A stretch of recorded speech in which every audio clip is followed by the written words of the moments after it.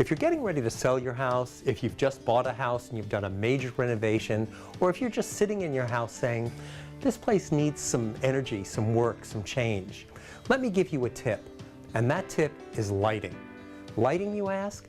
Now, if it were me and you said that to me, I'd be running out to the store, buying 100-watt bulbs and putting them all over my house. That may not be the answer.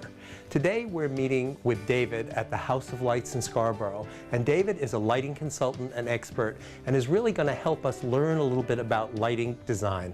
Welcome, David. Well, nice to see you. Thank you. Now, David, tell us a little bit, what is lighting design and what is it all about? Well, lighting design is, it is integrating the light into the architecture and into the home and creating an environment that you want for that space.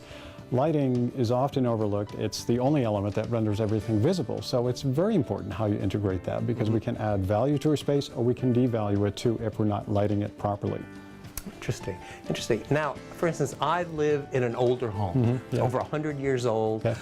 I'm not looking to do a major renovation and rip out walls and tear down. What can you help me with? I can relate to you. I've got an older house as well. And one thing to keep in mind with lighting, it doesn't need to be radically involved. It doesn't necessarily mean ripping down ceilings, getting into walls, because I know with older houses, and sometimes budget just doesn't allow for that.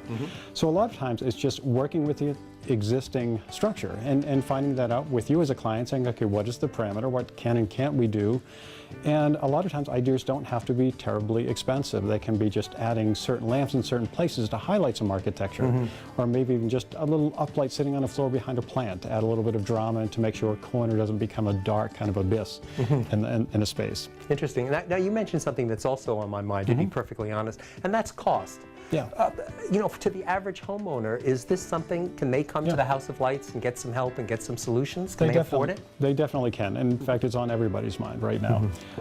But yeah, I mean, that's what one of the things here at the House of Lights we do. I mean, we can light a 3-bedroom house for $500, and we also work with the larger vacation homes going up around the state and secondary homes and things like that.